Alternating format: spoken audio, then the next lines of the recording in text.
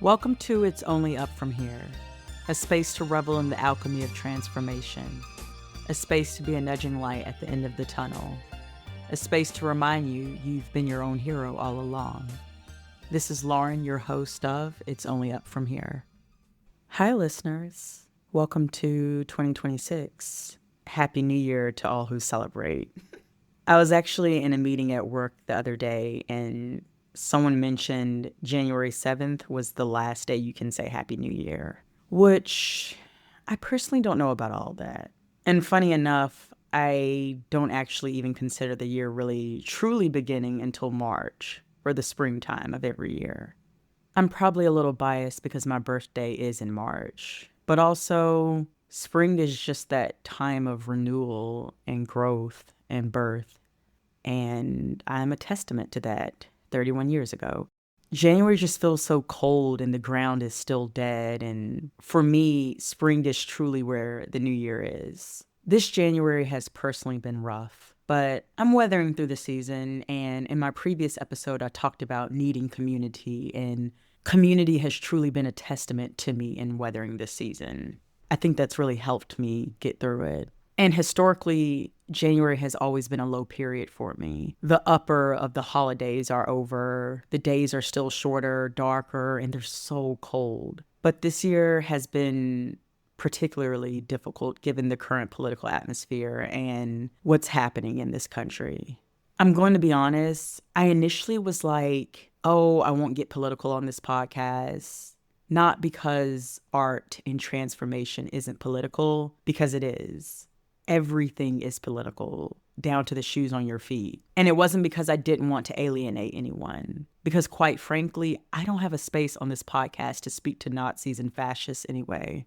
The real reason I never wanted to get political on this podcast, truly, is because I felt like I didn't have the voice for it. Like, not the sound of my voice, but I felt like I didn't have the authority to speak on it. Like, I didn't have the strength or the deep-rooted knowledge for it. And don't get me wrong, I'm knowledgeable on many things. I'm college educated. I'm aware of what's happening in this world, almost to a fault.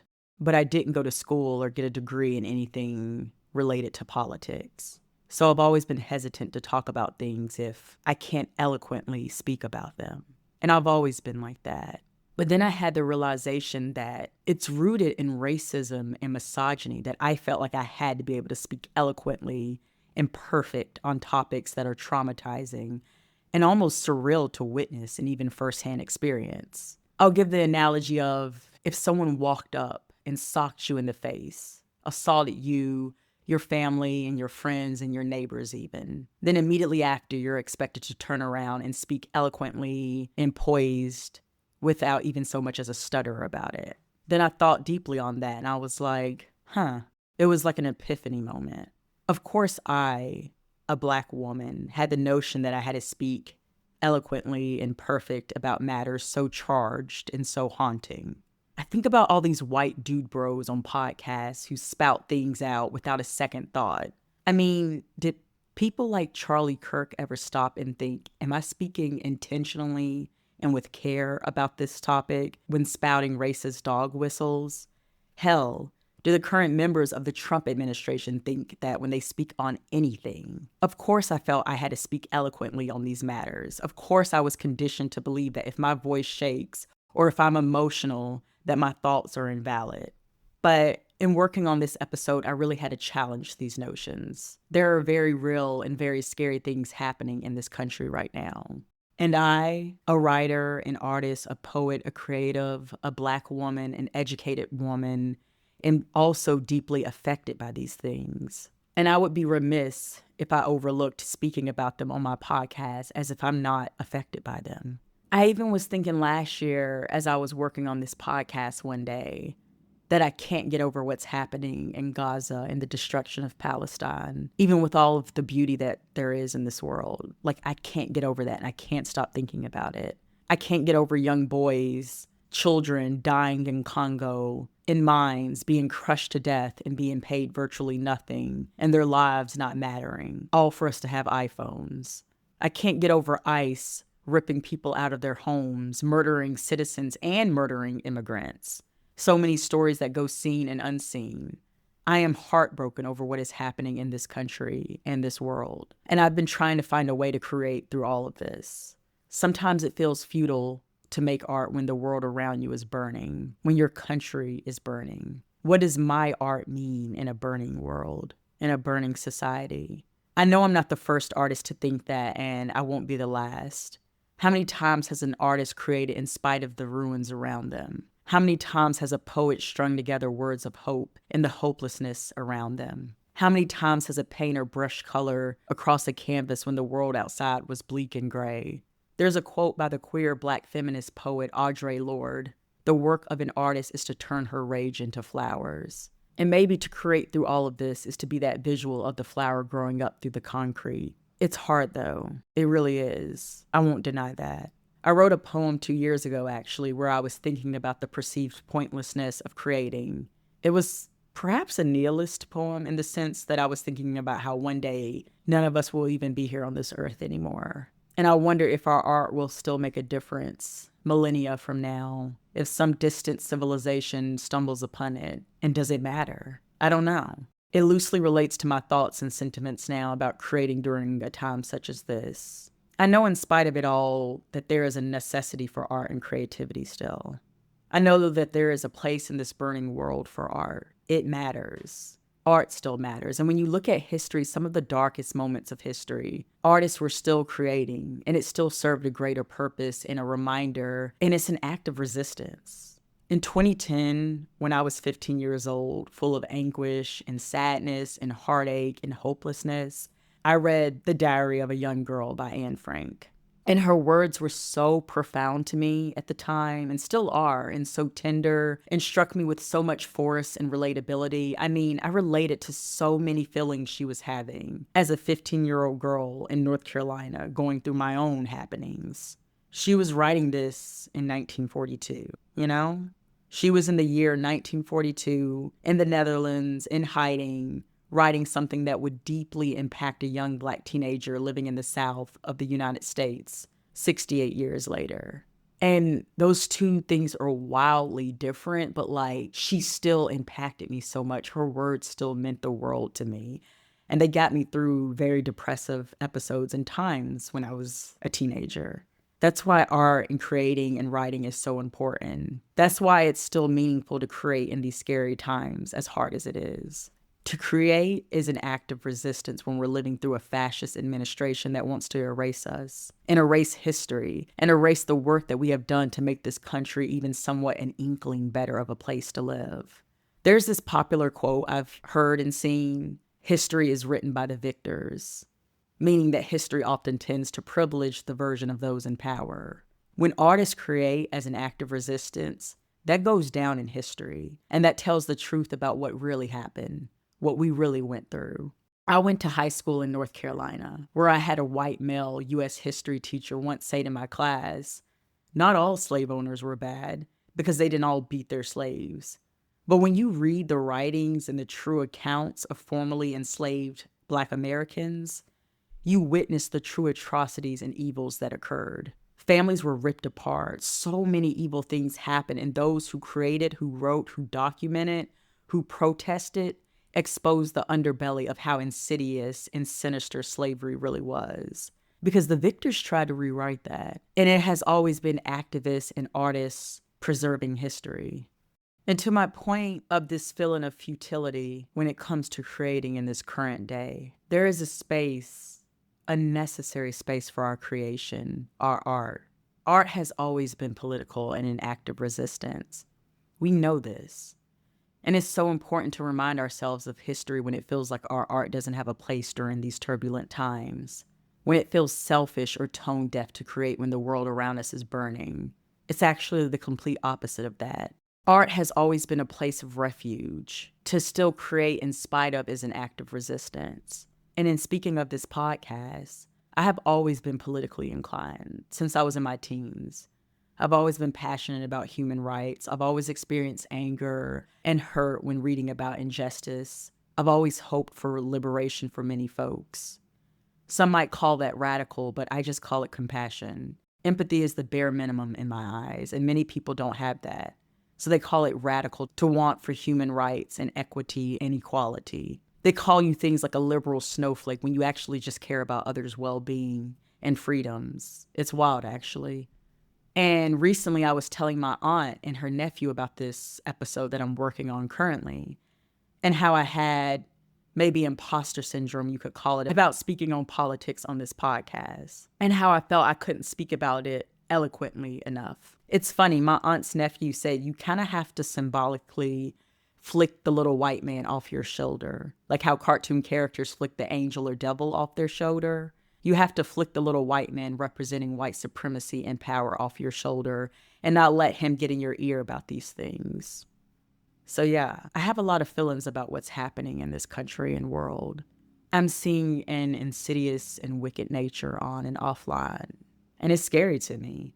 I've been trying to think of how to reconcile with it. I only use Facebook specifically for this community group that I'm in my neighborhood called Buy Nothing, where people give and take freely items that are being donated. No pay involved. Love it, and I would recommend it to anyone. People give any and everything from food to televisions to shoes to mirrors to furniture. So I'm quite active on the Facebook app specifically for that. But every once in a while, I'll scroll down my news feed, and the amount of times I've seen horrific news articles of fatal accidents, murders, horrendous political happenings, etc., with thousands of laughing reaction emojis is haunting.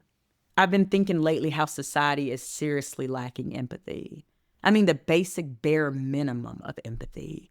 You'll see an article of how a young immigrant male was killed fleeing from ICE, and people will sadistically comment that he shouldn't have ran, or he shouldn't have been quote unquote illegal, or he should have just complied. People are absolutely batshit insane these days, and it's honestly scary. It scares me. Why is it so foreign to folks to just care about other people? Care for your neighbor, to care for someone who has a different background from you? Why is that so radical? And why every time I see an article where a black man or woman is the perpetrator of a crime, do I see numerous comments from white people going, usual suspect, like it's nothing? Like, not only is there a lack of empathy, there is a lack of critical thinking skills, and racism has become so insidious in this country, I don't know if it's gotten worse or better since the Jim Crow days. In all honesty, the only difference between now and the Jim Crow days is that lynching is illegal for common folk. Folks that aren't police, I mean. Because we've very much seen it's legal and allowed for police to lynch us.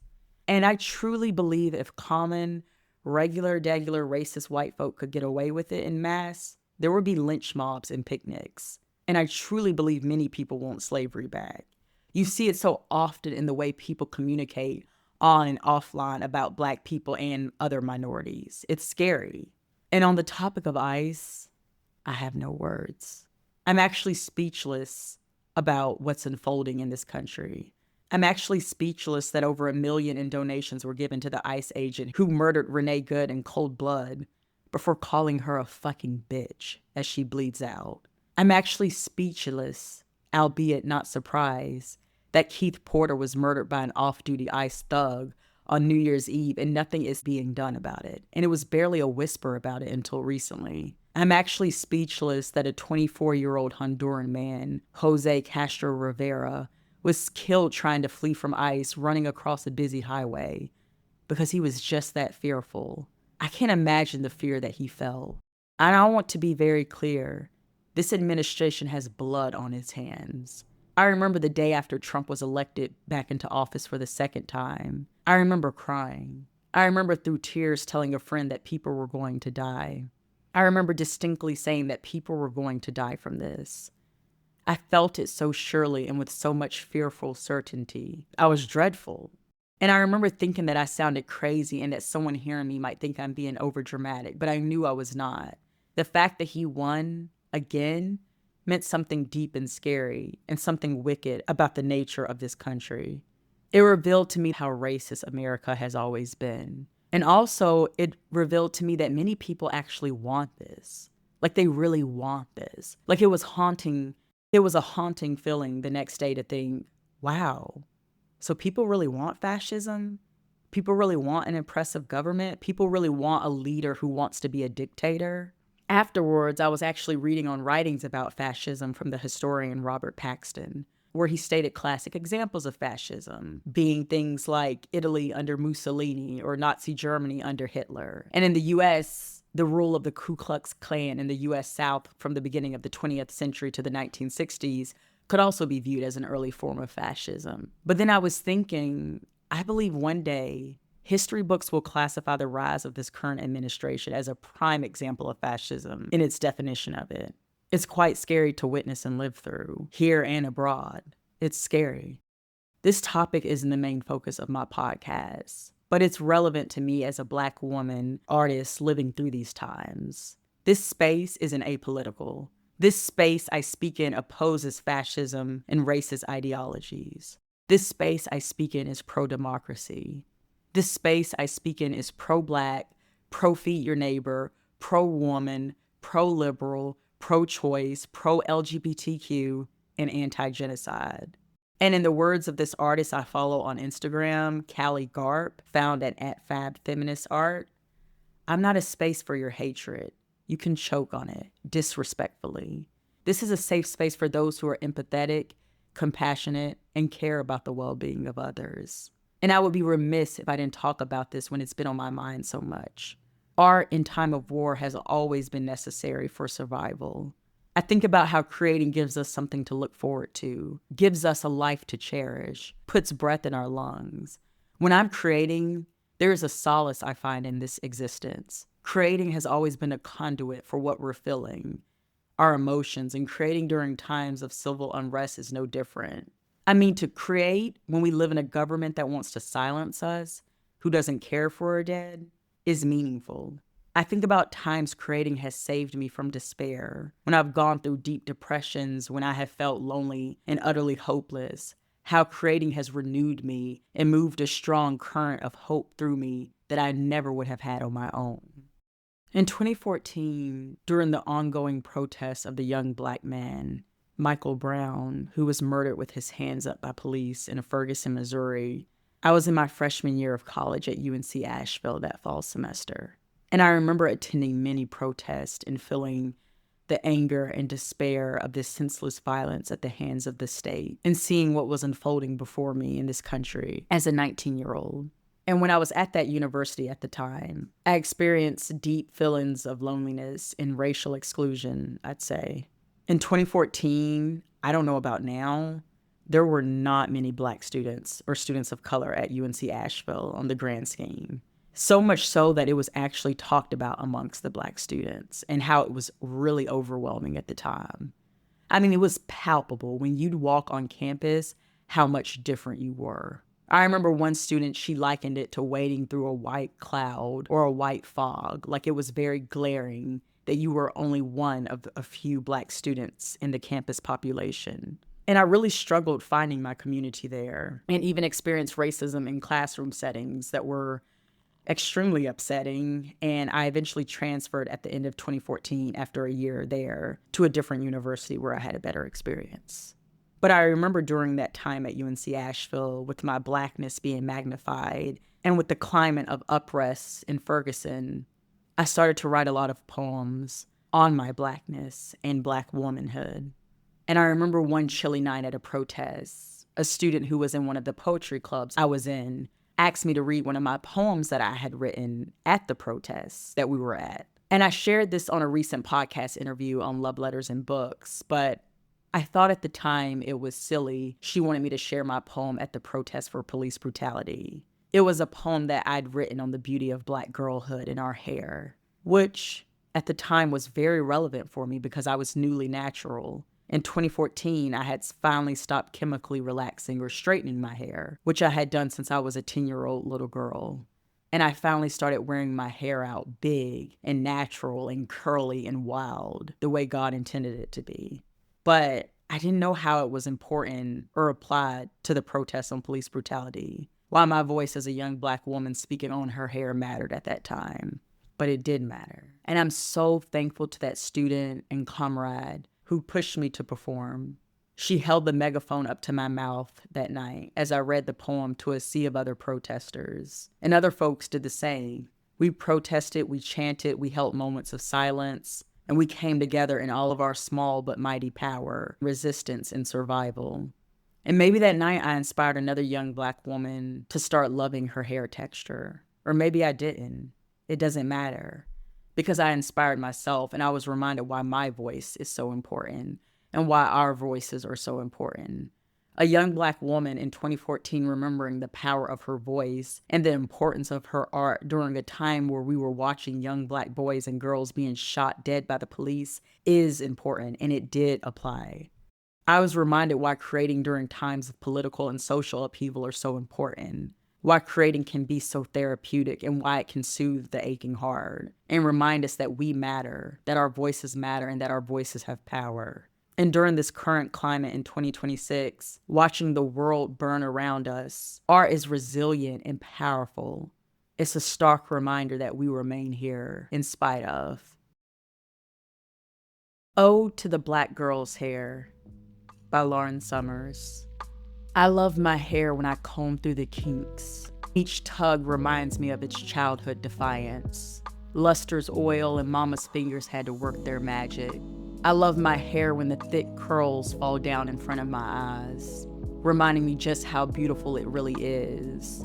I love my hair for its shortness and wildness, for not reaching down my back like I always wished for it to. Did I mention its defiance? I love my hair on mornings when I wake up with it frazzled and big, teaching me a lesson for not loving it the night before. I love my hair for withstanding all those days I steamed it straight, wanting so bad for it to be something different. I love my hair for the 8-year-old me, who wanted her hair to be straight like all of her friends. Now I love my hair in a room full of straight hair. I love my hair when he runs his fingers through it, and each little kink and coil plays a tug of war with him, and he loves it feisty like me.